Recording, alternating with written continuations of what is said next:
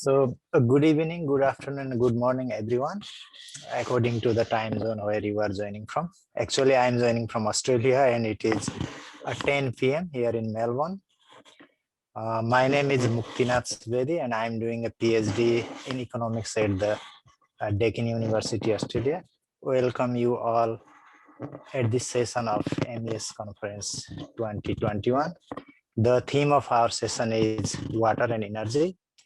There will be 4 papers, including the paper by Deepak Bagri, who actually unable to present yesterday due to some technical reason. So probably we all know the rules. Each presenters will have approximately 15 minutes per presentation and rest 10 minutes per discussion. And so what I want to request is if you have any quick clarification type of question, you can ask in between the presentation. Otherwise, please hold your question to the end of the presentation. So let's begin our session with the paper by Victor Santos. Victor, are you ready? Yes. The title of the paper is Investigating the Use of Multi-Tier Framework Approach for Measuring Access to Water. And yeah, the quick introduction of Victor is an architect born in Salvador, Brazil, and based in Germany, Berlin. And Victor currently pursuing a master degree in building sustainability from the Technical University of Bern. And the Bipin is the discussant of Victor's paper. So I also want to request Bipin to be ready. So yeah, the floor is yours, Victor. Okay, thank you very much. Shall I share my screen here? Okay. A second. Share screen. Can you see it? Is my voice yes, well? Yes, okay. Yeah. Okay, perfect. Thank you for the introduction. And today I will present a little bit about my current research on my master thesis, which is, as it was introduced, about investigating the use of a multi-tier framework approach for measuring the access to water. And I will use the case study of the productive use of water in agriculture.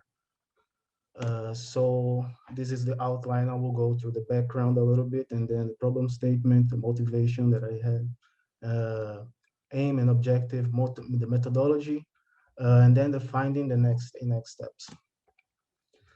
So to start, as we know, the energy transformation is towards sustainable options is at focus to promote climate change mitigation, and it's one of the pathways to development. But as we know, at the same time, climate change is a multilateral phenomenon that is fueled by a combination of inefficient processes and the way we pursue the access to these different resources.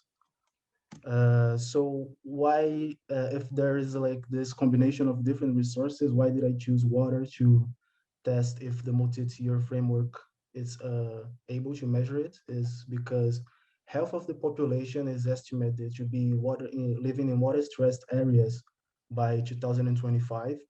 Who says that is the WHO, and as you see here, the productive use in agriculture accounts for 70% of this global sum of withdrawal in water.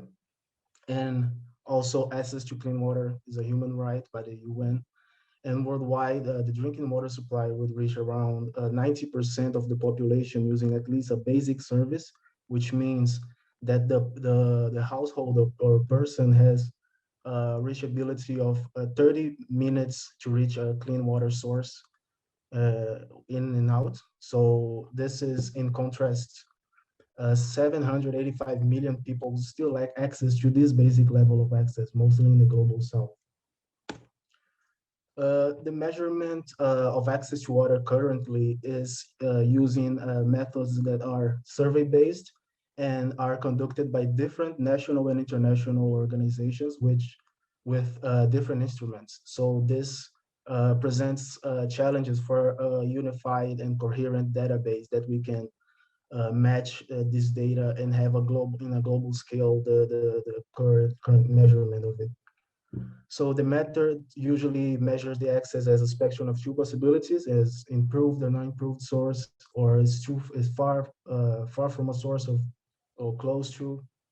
And this reduces the possibility of an in-depth analysis of the multiplicity of access means. And also all of these methods focuses more on drinking water and sanitation. And when we are trying to measure water access, we have some constraints in it because it involves financial availability, because it's different from some sources of energy. It requires a lot of infrastructure and space to go through it. And water governance also is a big issue from both parts, from from the government and also from the end users. Location and topography, it's also a very important constraint to cite, because it involves this financial availability to provide infrastructure, and also the willingness of consumers to pay for the service, and the climate change, which is a constraint that affects all of these problems within access to basic resources. Uh, Water productivity generally is directly tied to the amount of yield per unit of water used. So when we bring it back to the agricultural productive use, we can see that water it's embedded in every process, regardless of the resource that is uh, used at the moment. Like if we pursue in this side of Nexus here in the energy and water, we can see that we use water for cooling the equipments and machineries. We use it for power generation and micro-hydropower, as you will see also in the presentation from Mukti as well. Desalination of water as well is used in this part of the Nexus, and also on this side of energy and land, we have the water pumping, because we have to have the access to land to be able to pump the water from the ground source. And harvesting as well. Some crops requires water in this process, and growth of biomass for fuel, and also growing food. Irrigation on the side of land and water as well. We require infrastructure, but as well we need the access to water. So the productive use of water in agriculture is a sizable example of how and the frequency that water is integrated in the agricultural process. So I will explain a little bit about the multi-tier framework, how it works. So it's a globalized measurement and monitoring tool for the advancements in achieving the SDG 7 for energy access. And it is a tool that measure access through standardized metrics that goes beyond characterizing access by this binary quantitative indicators approach that I cited before in water. So in the left corner here, we have some attributes that are used in the multi-tier framework for energy, such as quality and reliability, which are qualitative indicators, and also the daily capacity and availability of electricity daily. And at the top, we have the different tiers of access, which is like 0, there's no access. And then from 1 to 5, you can see a scale of different levels of access in regards of the attributes on the left side. This framework also provides the possibility to have this in-depth analysis also by disaggregation of access data. So in this example here, we can see that we have the percentage of the population with access, and then after that we have a separation by tier, and from that we can see the technology breakdown by tier. And then, for instance, we can get to the grid access and see the reasons why this grid access are not meeting higher tiers requirements. So this is one of the important features that I want to test also in water access. uh, especially for this case because it would be an additional tool to help measure and monitor water justice, water scarcity, and economic water scarcity in the agricultural sector, specifically by defining tiers for the different levels of access to water. As I said before, this disaggregation is favorable to help identify these issues in water justice as well in this case. So this tool would provide an ease of understanding the group tiers, necessities, and activities and goals, and also promotes a better field for implementing policies and initiatives by the government. The possible applications for this framework would be that agribusinesses and smallholder farmers could be identified in one of the tiers and therefore obtaining insights on the enabled level of productivities with the resources they access, and enabling also agribusinesses to plan an upgrade for an upper tier of access, seeking a sustainable increase in productivity, maybe, and also would allow policymakers to aim specific target groups by identifying the tiers and promoting policies and stimulating the sector.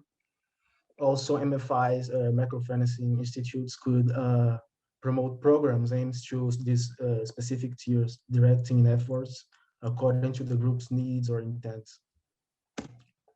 Brought up this schematic here with the triple bottom line of the sustainability goals, and we can see that this tool can have a potential to help in the achievement of the goals 6, 2, and 12, meaning like the 6 of the access to clean water in a fair way. The SDG 2, it would support also the smallholder farmers, as I said before, to have a more fair access, not just to water, because as I showed before, land is also a part of the productive processes, and it can be analyzed around the attributes that could help in the building of the multi-tier framework for water access in agriculture. Also the SDG 12, which would support developing countries to reach more sustainable patterns of consumption and production.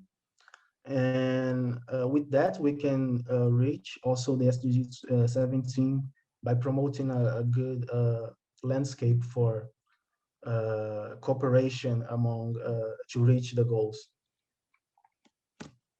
The aim of this thesis is to explore the fundamentals of the multi-tier framework through a multi-criteria analysis to assess the potential of this approach to measure access to water in the productive use. With the objective of discussing this possibility of standardizing the measurement of access to water. Also, if possible, suggest these attributes that could be used in such framework, providing recommendations and incentivizing progress in the research field of data gathering to measure access to basic resources in general. The research questions that I want to answer with this research is if it's possible to develop this framework to measure water access first, and then what attributes could be used, if can it be helpful to measure the productive use of water in agriculture, and also if can it facilitate the achievement of SDGs 2, 6, and 12. The methodology is basically based on desk research and case study analysis. So the desk research would provide a baseline information about the state of art of the current methods used to measure access to basic resources, narrowing down specifically to water, and the current advancements with the framework for energy access, the possible impacts of synergy among the different attributes from different industries to achieve the sustainability goals. Also, the relation of agriculture within the productive use of water. The case study would provide insights about the characteristics of water access and how it is approached in developing countries And to identify this case study, I will seek for countries that share indicators related to water scarcity in agriculture and observe the patterns, if the patterns can be found. I actually am also already looking for some case studies, specifically in Mozambique, in 3 different provinces of Manica, Gaza, and Zambezia, which are case studies of smallholder farmers and irrigators. So I think it fits well with this situation. To this point, I have some findings specifically on the desk research about I divided here in these 3 tiers, like in land, water, and in energy. So for land, I'm discussing a little bit about the right to land versus the land ownership, sorry, uh, as access to land. Also attributes from land use intensity. From the water perspective, I'm also talking a little bit about the right to water versus the access to water, the metrics used to drinking water and sanitation, water scarcity and water stress, what is the dynamics behind those two, and economic water scarcity as well, which is linked to this uh, economic availability of providing infrastructure to water, and the water footprint index, which is describing a little bit about the footprint of water in the productive processes. The Global Water Security Index, which provides a very interesting index about water poverty.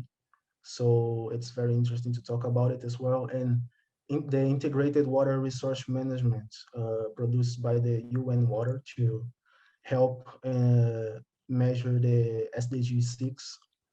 So in the side of energy, I will of course talk a little bit about the multi-tier framework, the current experiences in different countries with this framework, and also researchers' concerns and suggestions to adjust the framework. After that, I will analyze the correlated attributes within the productive activity of agriculture. And from that, I will analyze also the potentials of the MTF to measure other access in agriculture. And then, if possible, if attributes are relevant, I will idealize such framework for water access by producing the matrices and etc. So that's it for my presentation. Uh, I will just say thank you for the attention of everyone, and I'm open to questions. So that's it for now. Thank you very much, Victor. I ask Bipin to begin the discussion. Yeah, can you hear me? Yes. Yes, yes. Now, I'd like to introduce myself first. I'm Vipin. I'm a research intern at MicroEnergy International and also a master's student at University of Applied Science of Austria in sustainable energy systems. So coming to Victor's research, I think it's a very interesting and like very high potential research, because from my understanding of multi-type framework for energy access, like I understand like the huge amount of data that and understanding of the real situation that you can get from multidisciplinary analysis, and like doing this for water, which is I think a very important thing, because even in my research I'm looking at this interaction. So why did you go with the productivity of water, and what other things that you have tried to include in the water indicators? So by analyzing the different resources that goes into the productive use of in agriculture, I'm trying to relate these different attributes, not so different, because if you see like from land access and water access, we have a very similar set of attributes, because for in the agricultural processes, to be able to have access to water, you also most of the time need to have access to land because you are dealing with groundwater for irrigation, for instance. So this approach of relating these different attributes would give like a broader perspective of how can I pursue these attributes. So from that, I would analyze what is maybe useful for this purpose, and then I will select them and make this multi-criteria analysis first, and then because my research at this moment is in a very nascent moment, so I will wait a little bit for the analysis to say specifically what attributes can I use at this moment. Yeah, okay, I get, I understand. Mukti, do you have any questions from your side? Yeah, let's ask if any audience can have anything. So yeah, if you have anyone have any question, please, this is the time to ask Victor. The floor is open.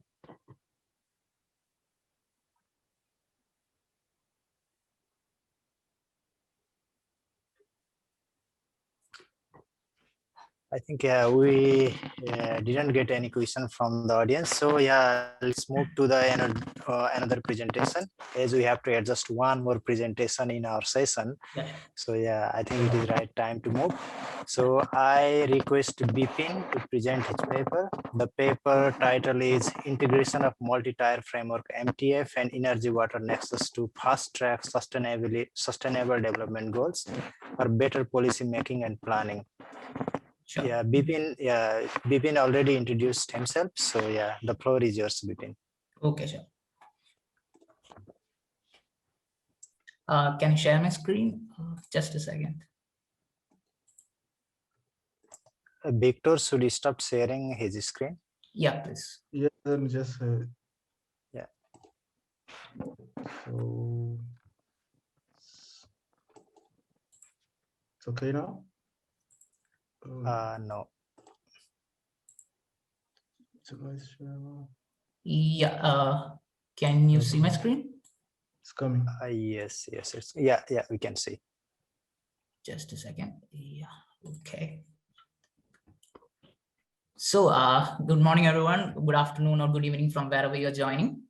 So, carrying on with Victor's perspective of this approach, I'm using the multi-tier framework approach to investigate whether I can use this in coordinates with the energy water nexus and see if there is a possibility to fast track the sustainable development goals and from a policy making and planning perspective. So to set a background, I want to say certain facts about the current water and energy access scenarios of the world.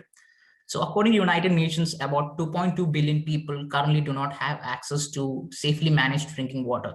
And that's like 1 in 3 people. And about 55% of the whole population are without managed sanitation. And these are extremely connected with the drinking water problem and comes under the Sustainable Development Goal SDG 6.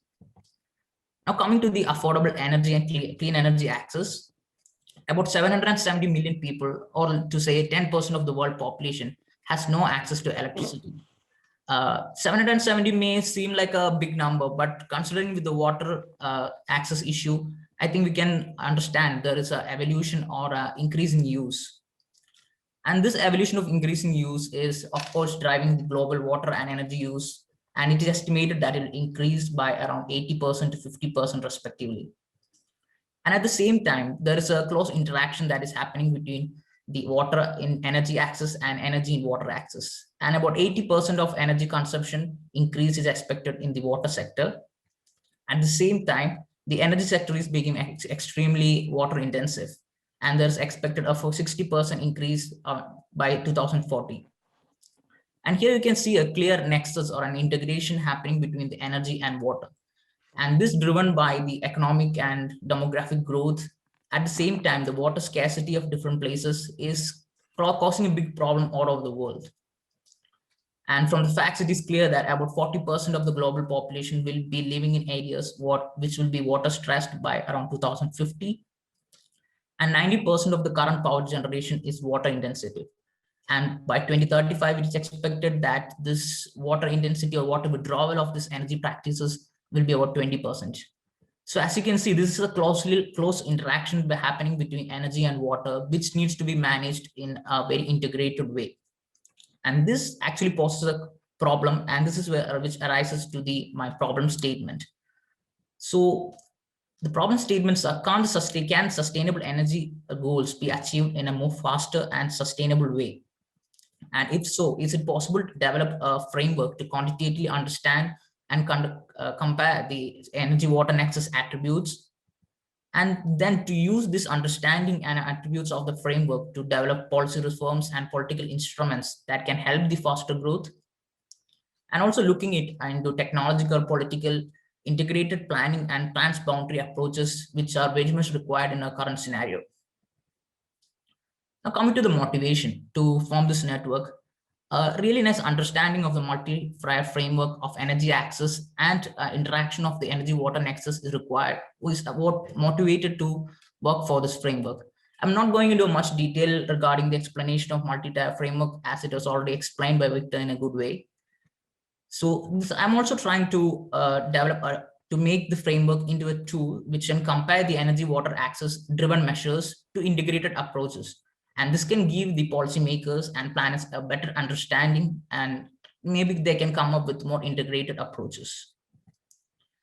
Now, to facilitate all this, we need proper research behind this. And some of the research works behind the developing of this matrix or index-based framework is a proper desk research and analysis to identify the relatable and quantifiable energy water nexus indicators, and then converting these indicators into a framework which can be used as a tool to compare and estimate the nexus effects on local levels, and then developing them into recommendation and reforms which can be based on real life scenarios and understanding of the nexus in these scenarios. And then finally coming up with recommendations and policy instruments which can help this understanding into a reality. Now, coming to the methodology of actually developing this framework, an in-depth study was studies required to see the different indicators and the different aspects that can be quantifiable in the energy water nexus.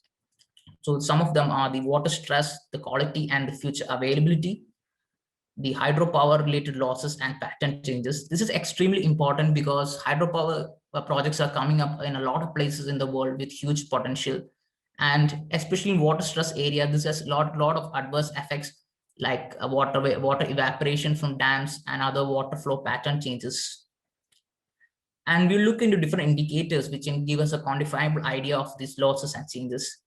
Then the local and regional biomass and biofuels. Biomass and biofuels are extremely water intensive technologies which requires proper planning in order to keep them in balance with the water stress of the particular area. The net water footprint, and then the water footprint also gives a really good idea of what are the flows and that are happening with the different goods and technologies that are being used in the particular area. And combining all these indicators in a research driven index framework, and this can lead to a logical segregation of the demography, which can give a better idea to policymakers or decision makers to understand what the real problems are and where to really adjust the changes that are required. Now, to develop the framework to analyze the serious scenarios of which are mainly driven by energy access technologies, the following methodology was developed. So initially, the water intensity, the footprint or withdrawal or other indicators of the proposed energy activity is measured. Then we determine the existing and projected resource use based on the indicators of the water quality, stress, and other things. And then finally assessing the impacts of these things in a local, regional, or a global level, and making this to recommend different policies which can lead to resource management in a more sustainable way. And this should promote the decision makers to give out many geopolitical reforms for integrated approaches, both at the regional or the transboundary level. and also to come up with different political instruments which are nexus driven, like for example, certifications for biomass products, or like subsidies and cost which have a nexus driven decision and things like that. Now I'd like to talk about the current progress and the further research potential of this. So some of the indicators were selected after a research literature study of the current scenario. So to take care of water stress, the Falcon-Mac indicator is selected, which gives the water stress index of a particular geographical area based on the quantity of water available for a particular number of individuals. Then the water quality, which requires multiple indicators to give a good idea of what it actually represents, like the pH value, the amount of oxygen content, the temperature, and things like that. Then the water withdrawal, which can be measured using the water withdrawal intensity, and this can be done for various technologies and energy access projects. Then the water footprint of the energy used, which can be computed or qualitatively understood by various indicators, which gives us an idea of the hydropower evaporation, the firewood use, the biomass and biofuel use. The net water footprint origin, this gives us an idea of where the water is coming from and what kind of it and how it goes back to the nature, or is it being polluted. This gives us a clear idea what are the real effects of a particular technology or energy access driven project. Then specifically for the biomass fuels, the indicator called life access water use, which kind of gives us the idea of the water consumed or the withdrawn water throughout the water cycle, life cycle of the process. Then the net virtual water, if it is an importer or an exporter.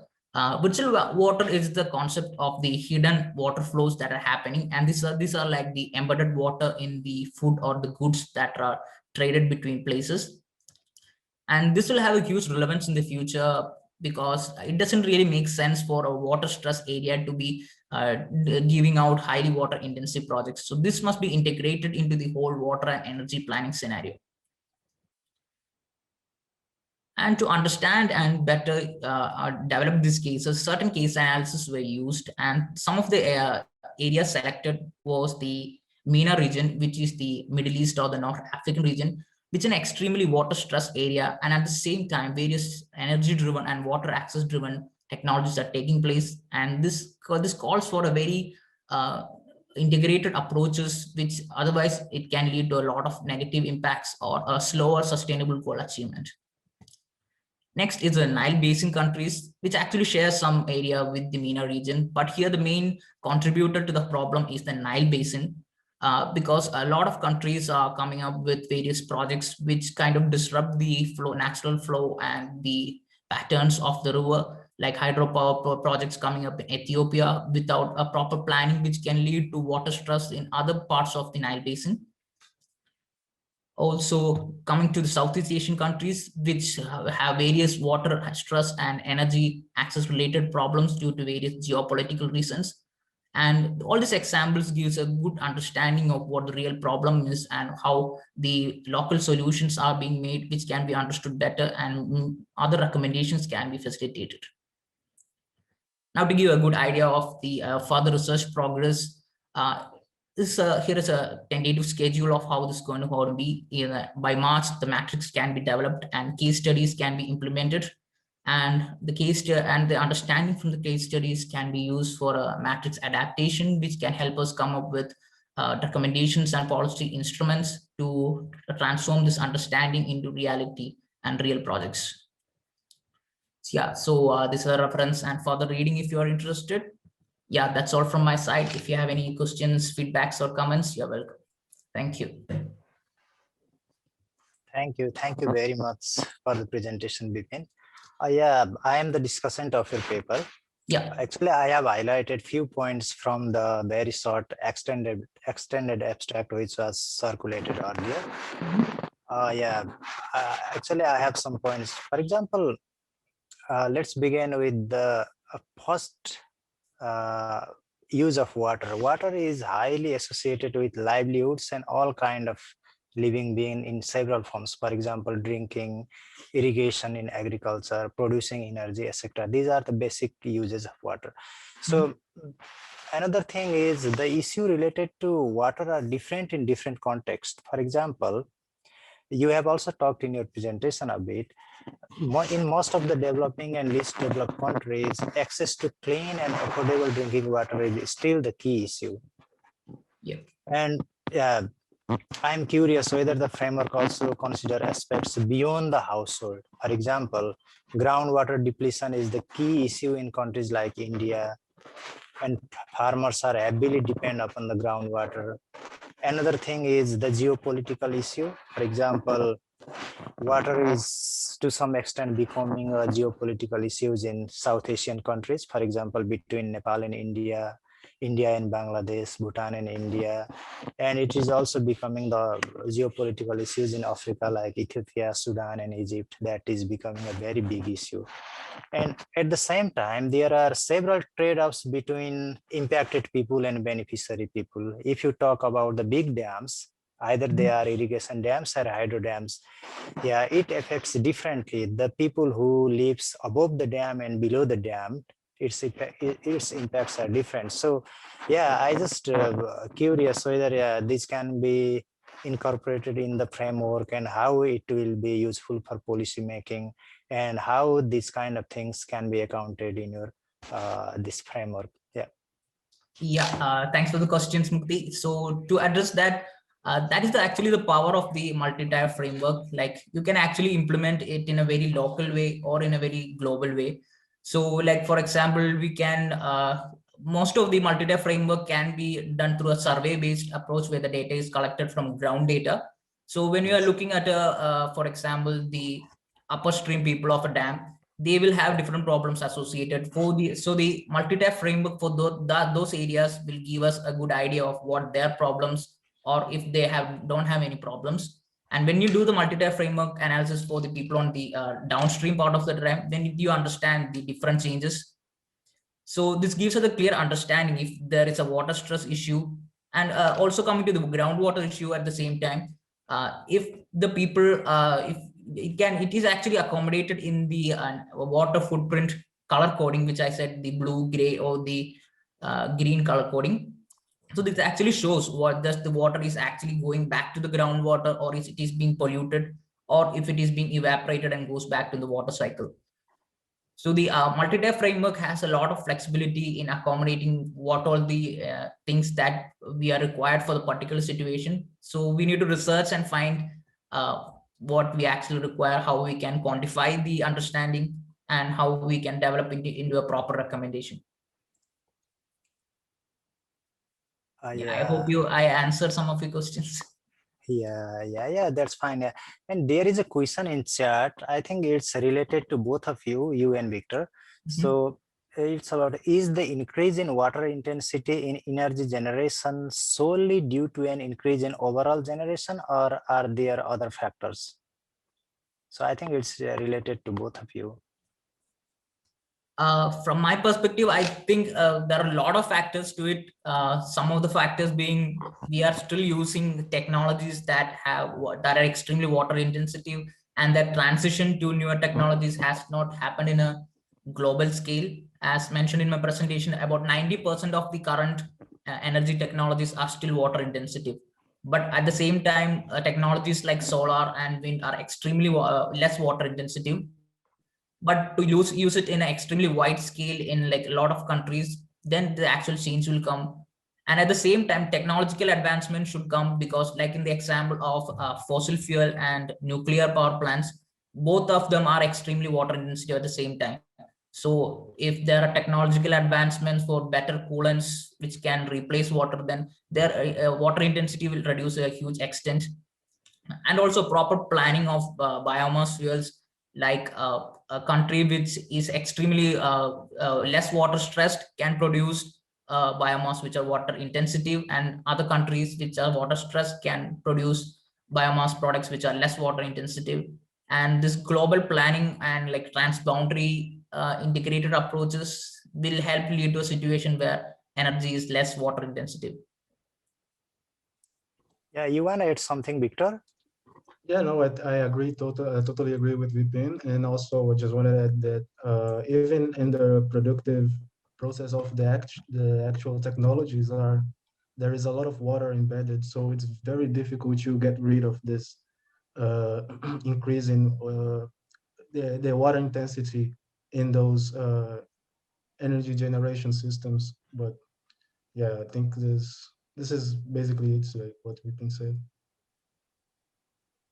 Yeah, the floor is open for the audience. If anyone have any question, please, yeah, you can ask to Bipin.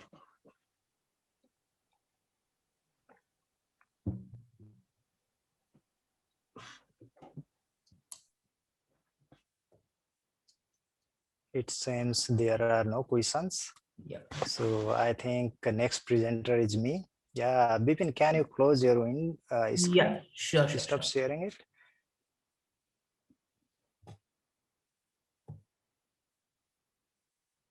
Yeah.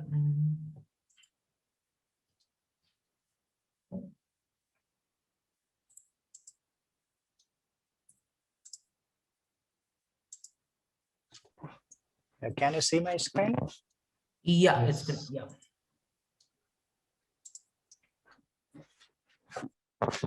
Yeah, now this is my turn, and my research is quite different to previous two research, but it is also related to water and energy.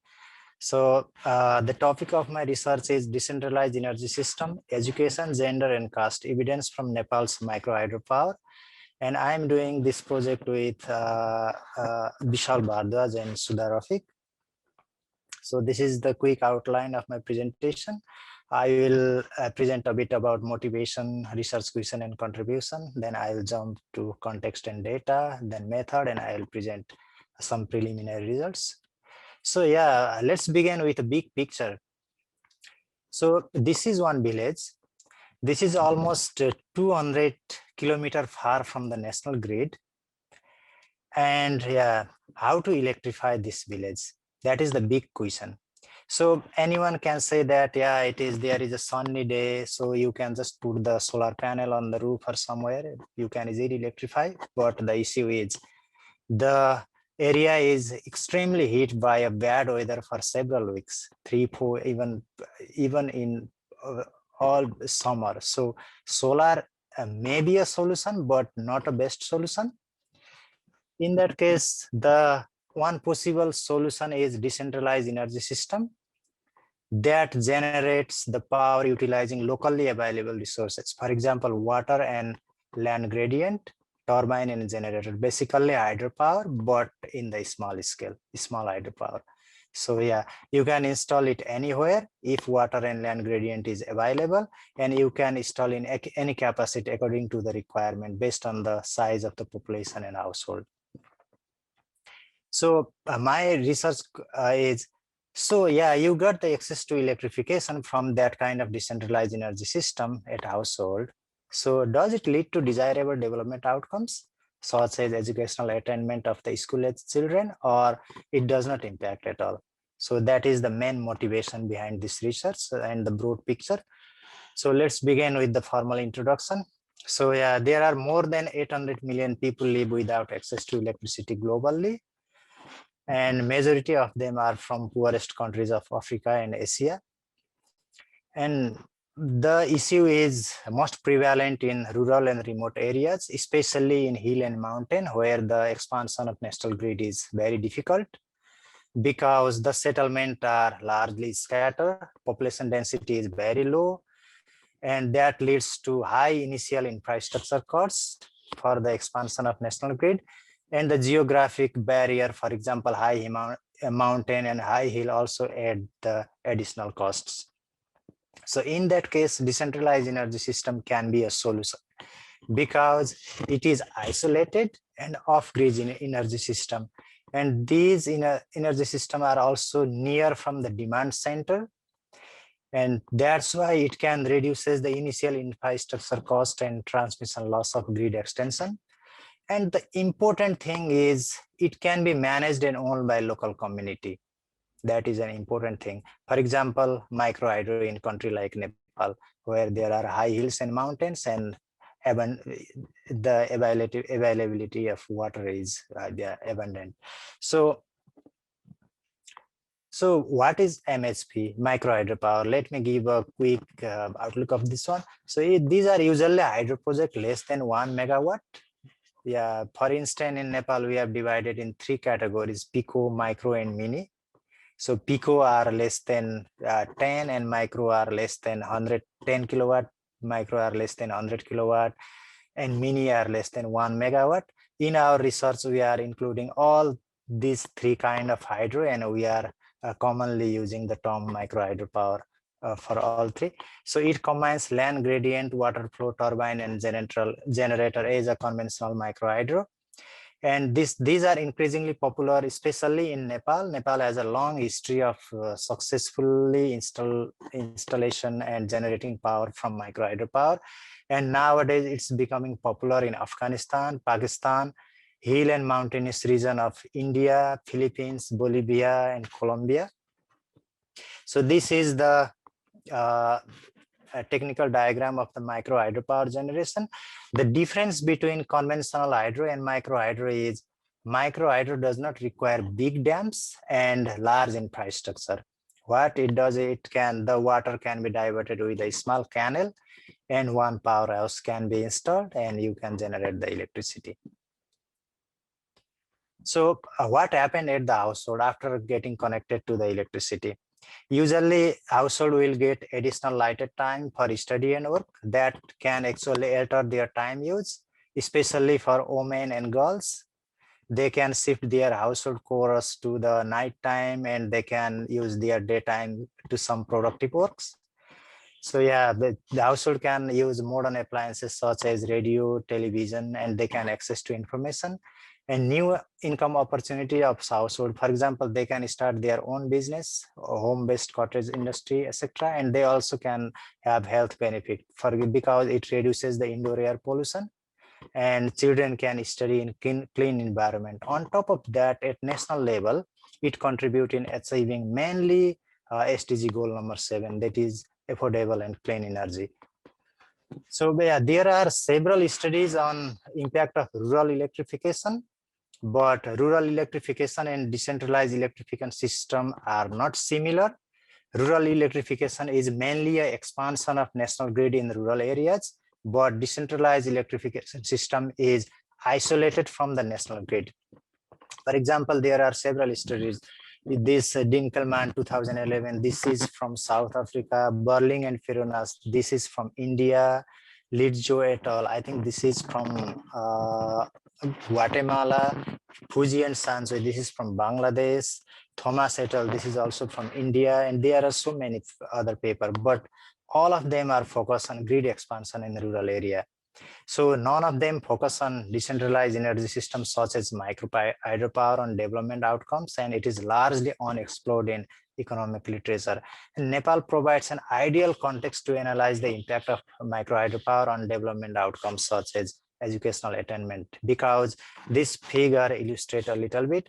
For example, in 2001, only about 23% household had access to access to electricity. And by 2018, almost 92% household got access to electricity. At the same time, some educational indicator like adult literacy and net enrollment rate has also significantly improved. So I will take this variation and want to see whether these educational attainment are actually impacted by access to MHP electricity or not. So what is the current scenario? There are about more than 1,800 micro-hydropower installed, and that provide electricity to more than 200,000 households, generating almost 45 megawatt electricity. And they are serving mainly in remote and rural area where expanding national grid is costly and inefficient. And there is one study by Old Bank in 2015. The study actually conclude that the micro-hydro electricity is cheaper than grid electricity if the installed capacity of micro-hydropower is less than 20 kilowatts. So we can say that MHP is an efficient solution. So on top of that, government also provides subsidy from feasibility study to installation to encourage MHP adoption in rural and hill mountain. So based on these things, my research question is, what are the impacts of household access to MHP electricity on mainly on educational attainment, and to what extent does the gender and caste affect the distribution of benefit from access to MHP electricity to different household members? Because caste is a different thing. Caste is a vital thing in countries like Nepal and India, because caste determines your everyday life and it is considered as the major source of inequalities. So yeah, analyzing in caste is very important. And gender, obviously, girls and women have different kind of role at household because of the gender division of labor. So this is also important. So context, Nepal has a long history back to from 1960, but at that time, mostly the MSP were used in agro-processing mills. They were replacing the diesel-powered agro mills in mid-hills. For example, this is the typical diagram of earlier micro-hydropower. So yeah, but yeah, over time, I think until 1990, the period is called technology transfer, mainly from agro-processing mills to lighting the household. And yeah, and establishing the workshop and other things, institutionalizing those things. For example, in 1990s, surplus power from those agro-processing mills were starting to supply nearby few household, and they learned that, oh, we can use MSP to electrify household, not to just for the agro-processing purpose. Then during 1990s, Nepal Electricity Authority, that is the government body which manages the electricity distribution all around the country, that started several micro-hydropower projects in different locations. But the installation and operation of micro-hydropower accelerated after 1996, when government established Alternative Energy Promotion Center. That is the agency which is completely responsible to develop and promote renewable and alternative energy.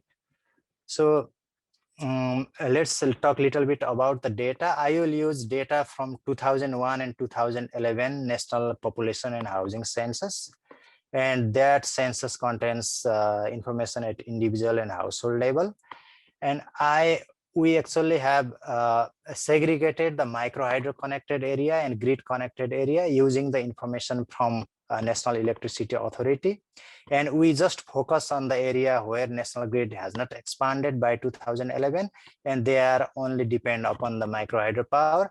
So doing that, we successfully identify 961 village development committees, BDC. BDC are the lowest administrative unit at Nepal, out of 3,973, and they are from the 36 districts. We have in total 75 districts.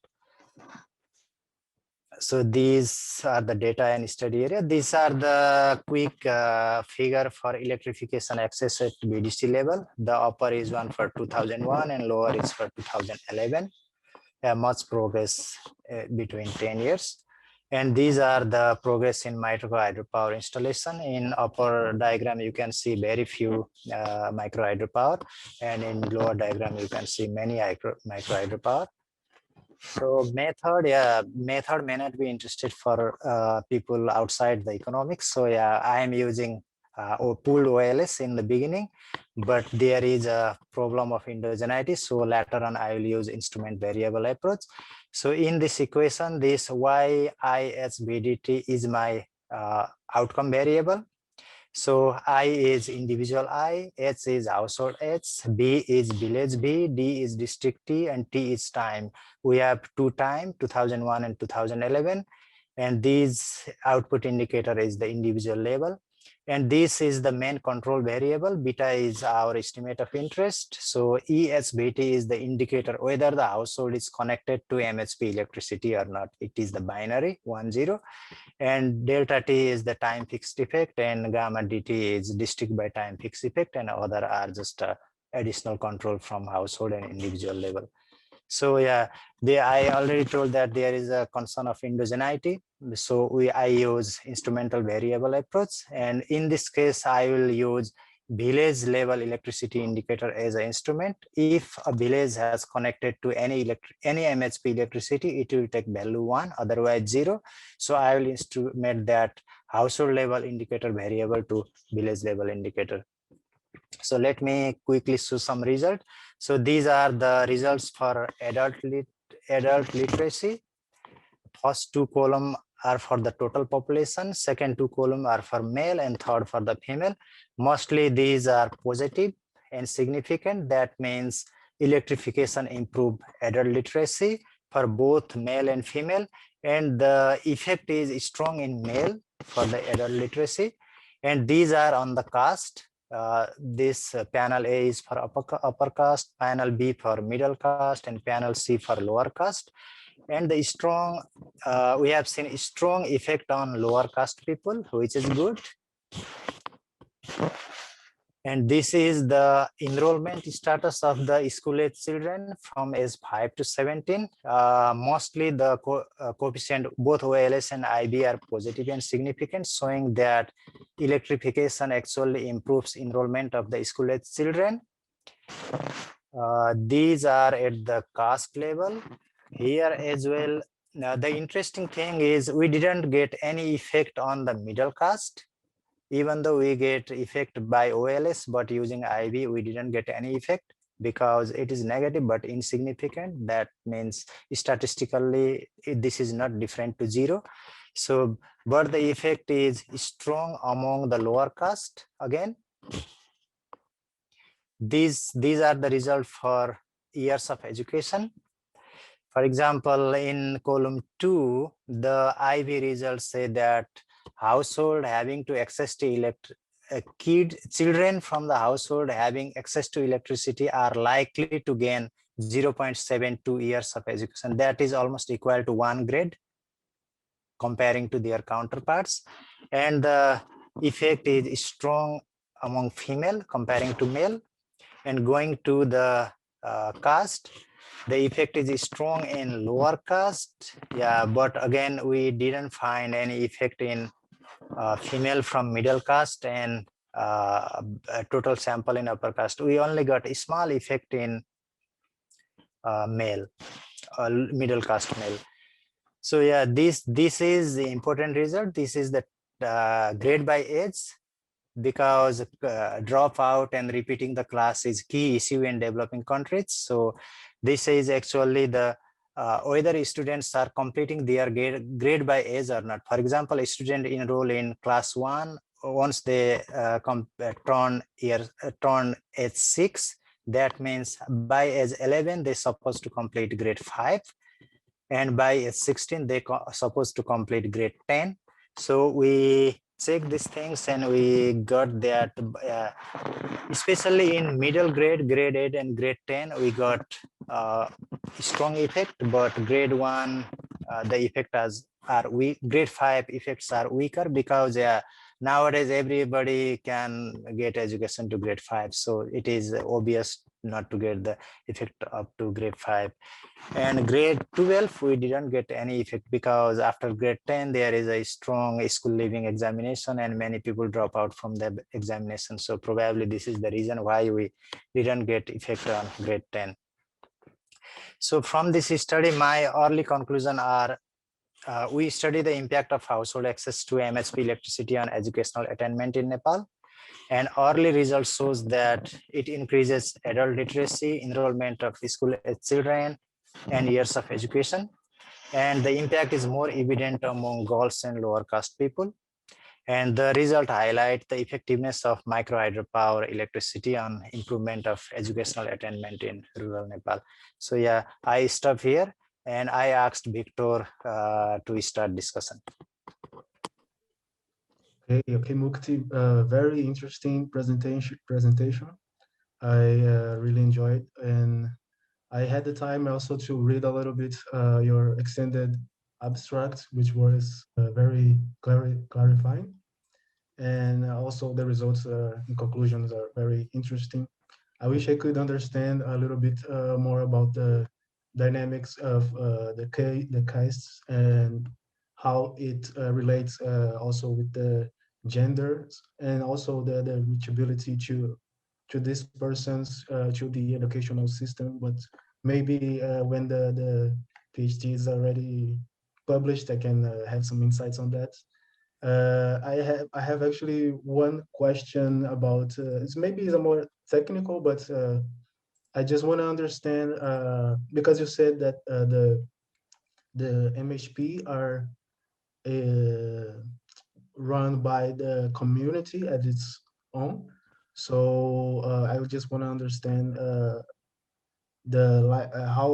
how long the life cycle of this equipment can last regarding like the operation and maintenance of this.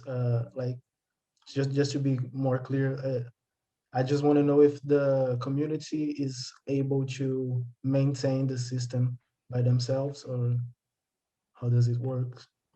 Yeah, that is actually a key issue Nepal is having currently. So the life cycle is depend how regularly you can replace and maintain, do the maintenance of the equipment. I don't know exactly lifespan of the equipment, but I believe they last for several years because there are many micro hydros which were installed long back before I was born. So they are still in operation. But the issue which you raise, like whether community are able to maintain and run it, is a key issue. That's why what they do is they actually collect the fees, I mean monthly charge from the household, so that they can actually replace and maintain the equipment. At the same time, the Alternative Energy Promotion Center, they also provide some subsidy and grant if any micro hydro require a major replacement or something like that. But the issue is Alternative Energy Promotion Center also does not provide that subsidy to every MHP.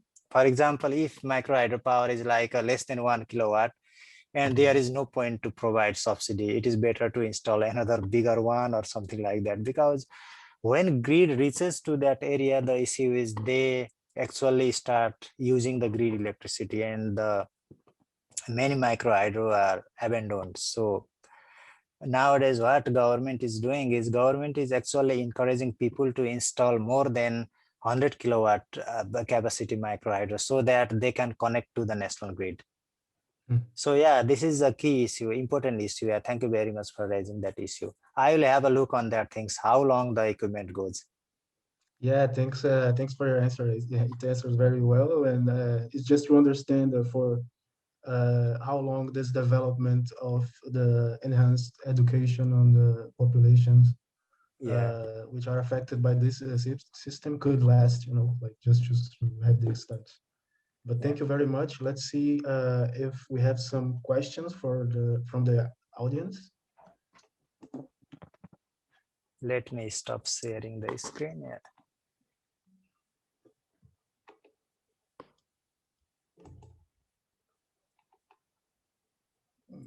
So it seems there are Can I no. ask a question? Yeah, Sure. you can. Yeah, I just want to know, have you looked into what are the reasons that is the micro hydro dams is enabling adult literacy? Is it because of the reduced hours of energy access, or like more time to spend inside home? Actually, micro hydro, they don't require dam at first. You can just divert the flow of the river and install the power generation unit to generate the power. That is the thing. But yeah, access to reliable energy is an issue. I agree with that one, because if your micro hydro is really small and that is connected to several households, then it is not sufficient to provide sufficient electricity. That is issue. That means it does not eradicate the energy poverty. So that is an issue. But at least if you have connected to the micro hydropower and you can get light at the evening, key hour in the evening. So what you can do is, for example, children can study in the clean environment, so they don't rely on the kerosene lamp or that kind of things. And women can shift their household chores to night, Otherwise, they could finish it during the daylight. So that is the mechanism how it improves educational outcome.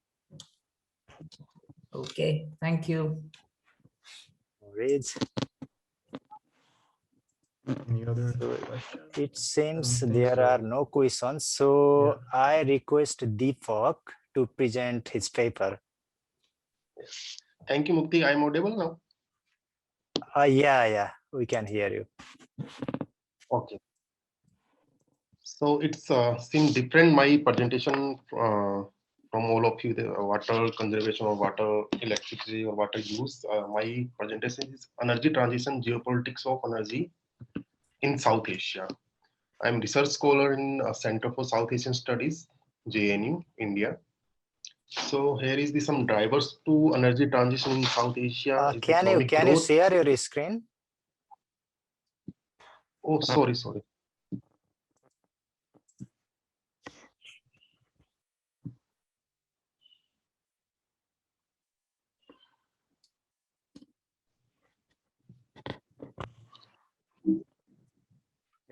Yeah, we can see now. Yeah. So, drive for the energy transition in South Asia is economic growth. Firstly, the reason is projected growth of 4.5% in 2020, and for Bangladesh it's like 8%, and for India is projected to 9% growth rate by the World Bank. And second is the demographics. In 2027, India surpassed the world's total population and is one of the most populous country in 2027. And fourth is technology advancement in energy diversity and energy efficiency also.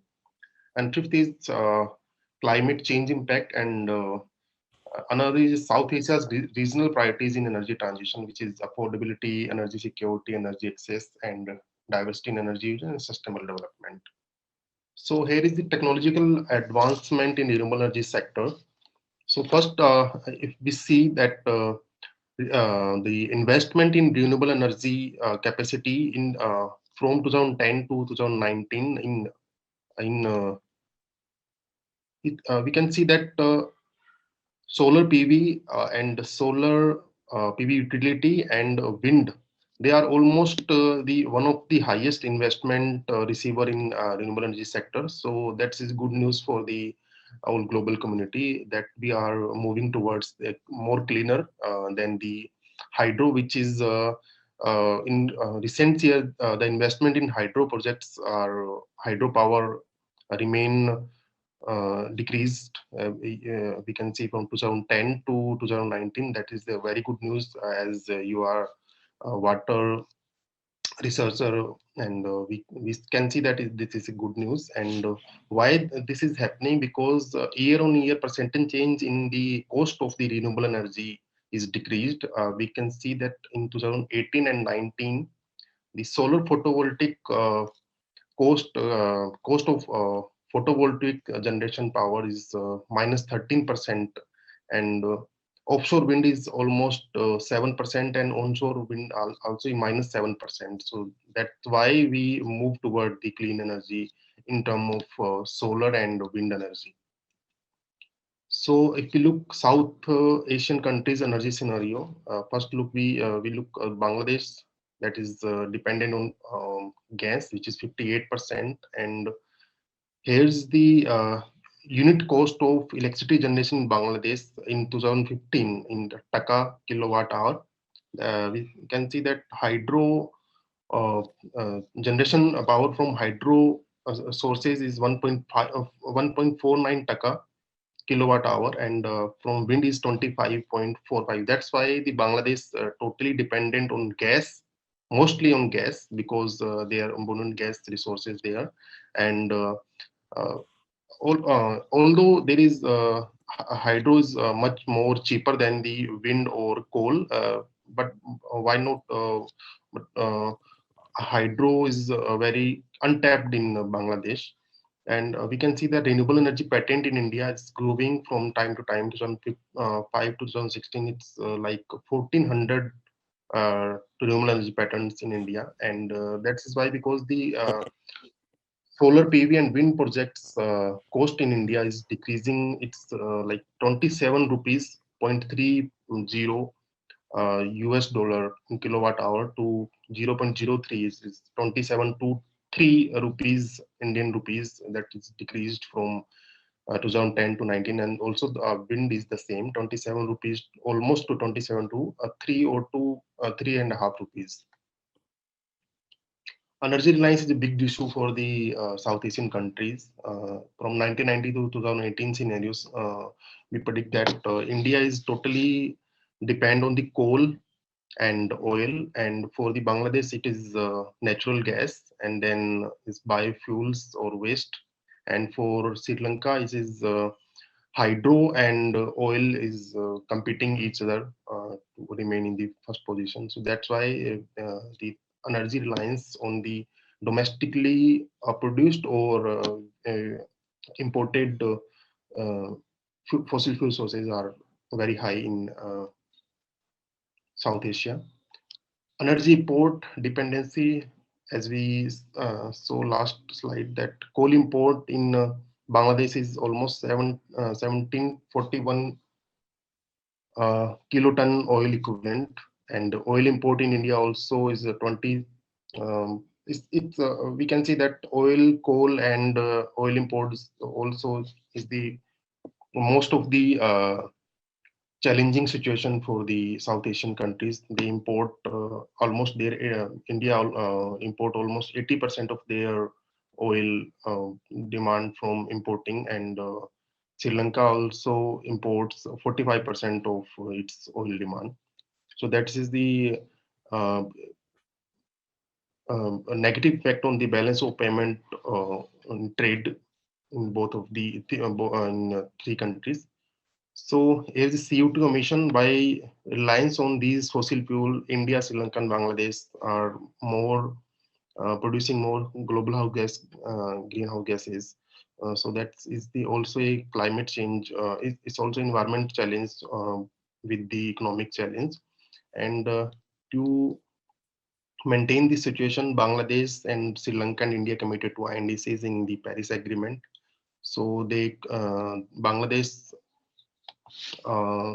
committed to scale up 10% of renewable electricity by 2020 unconditionally, and conditionally they are two targets. And Sri Lanka, we can see that developing 514 megawatt large scale wind, 115 megawatt solar, and 105 megawatt biomass, and 176 mini hydro to increase the share of renewable energy from existing 15 to 16% by 2020. Although there are 50% of energy coming from the renewable, but this is the biofuel, and it's remain the greenhouse gas emitter, although it emits much less amount than the fossil fuels. India's commitment to 40% electricity power installed capacity using Gimbal by 2030. This is the scenario of INDC's commitment, and the commitment and the targets which are achieved in 2019. We can see that India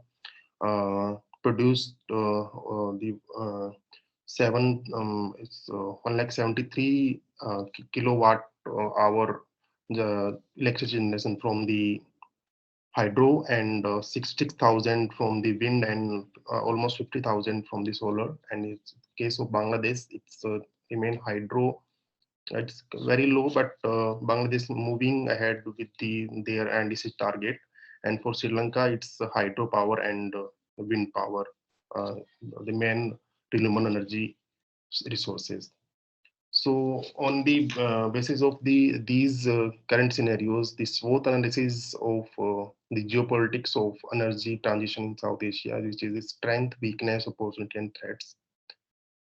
The strength is the South Asian countries are very much resource based because they are lies in the almost in area where the wind and sun energy is very a very and their energy map is ready to private players to invest in these sectors, and the strong INDC's commitment toward reducing greenhouse gas is also available to enhance or to increase these INDC's target or the renewable energy. Present strong institutional framework also presented for case in India, it's Niti Aayog. For Sri Lanka, it's the Sustainable Energy Development, and for the Bangladesh is Bangladesh Power Development Board, and cheaper labor also available in these areas. A weakness is massive capital investment required. Although there is per kilowatt hour is very less in all in the wind and solar, but they require a huge amount of plants, so they need massive investment. Dominance of fossil fuel, because we in area the countries in India, Bangladesh, and Sri Lanka almost they are reliance on the fossil fuel, and switching from the renewable energy or clean energy, it's very challenging situation for these countries. Though rare earth material to build these renewable energy related goods and materials. Rare earth material is not there in the South Asian countries. Basically, we in India, the solar power plates is imports from China, and then we utilize the solar power plants. Most of the ongoing projects are being delayed, and this is the most challenging situation, because we signed the MOUs with companies to install the power plant, but they are not in the uh, operational, uh, and the opportunities are to reduce greenhouse gas emission, which is the one of the most we can say that is the opportunity for these countries to scale up their renewable energy generation, electricity generation, and reduce their greenhouse gas emission. And self-reliance for energy need opportunity to that they self-reliance on their energy need by scaling up these renewable energy or clean energy resources, or wind or solar or hydro. Technology is very efficient, so that they can switch to these resources. Waste biomass, like agriculture biomass or other biomass is abundant in this region, so they can use their biomass to increase their biomass energy resource. Affordable electricity in rural areas, this is the power this, energy poverty they can reduce by switching these areas by the off grid or local grid solar or wind uh, resources. The last opportunity is to the region is to trade in these clean energy resources. And threat is the utilization of existing conventionally evaluated technology, because we in these countries investment already have large large number of projects which are uh, under operation. So switching to other projects, they are cost benefit analysis are there. So this is the threat for these countries. Locally manufacturing renewable energy equipment and related technology are absent in this region. So that is also a threat. And again, this is the also a threat to from reliance on the fossil fuel. They can reliance on the renewable energy, but also there is a threat that because the absence of rare earth material, they imports from the other countries. So that's why that is again a problem to energy import, and lack of international mechanism for critical material supply chain. Technology and finance is not in globally operational for the critical material supply chain. Cyber is also there, and wind solar source variability, because wind in some part of the Bangladesh coastal areas, wind is not that much of power to get switch the turbines. So that is also a problem. So that is my short analysis. Thank you for everyone, and the floor is for questions. Thank you. So thank you very much, Deepak. So yeah, I wonder, so what is the key takeaway of this research? I mean, what is the policy implication for India, Bangladesh, and Sri Lanka? The geopolitical analysis which have taken in this research, because if we move out to renewable or clean energy resources, the geopolitical advantage in scenario of economic, the BOP, balance of payment, and in the greenhouse gas reduction, and also the changing scenario of countries' relation, because in 2018 the Chinese government has imposed import duty on solar panels by 25%. So that is the scenario that how these moving towards these clean energy transition have impacted region geopolitically. Okay. Yeah, I think there is one question. I think it is from Bipin. Yes. So Bipin, can you ask, or you want me to read it? Yeah, I can ask. So my question was basically just Deepak, can you stop sharing the screen? Yes. Okay.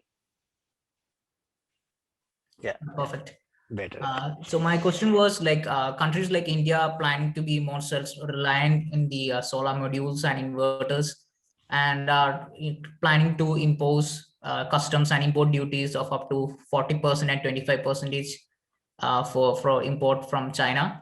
So in the short run, is this going to affect the energy transition in any way? And like, is there any geopolitical reforms that we can come up with to reduce these problems? In the long run, of course, it will be beneficial, but in the short run. Yes, Ipin. If we see that the in long run, we saw that the how much of patent we have in India is almost 40 patents in renewable energy technologies. Yes, in the short term, we have some it's big challenge for India to produce electricity from the solar or also from the wind turbines. It's also important from China wind turbines. And yes, of course, there is a challenge, but in long term, Indian government is very much positive toward the renewable energy and clean energy transition. Okay, thank you. So yeah, just a quick silly question. What do you think the future of hydro? This future of hydro is, I think, is very bright because the cost of electricity generation is very low, and that is the only business model of the companies or the countries. That's why that is the low cost option for the countries or the companies. That's why they are taking more hydro project or the mini projects. So yeah. Okay. Yeah, if anyone has any question, please you can ask.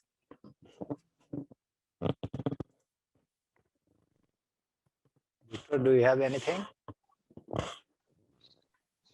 So no questions from my side. We're just thinking about the hydro. But you said that this for micro hydro, right? Because just for instance, in Brazil, we have a lot of. I'm talking about the overall hydro, not micro hydro. Even it's a big Okay. conventional hydro.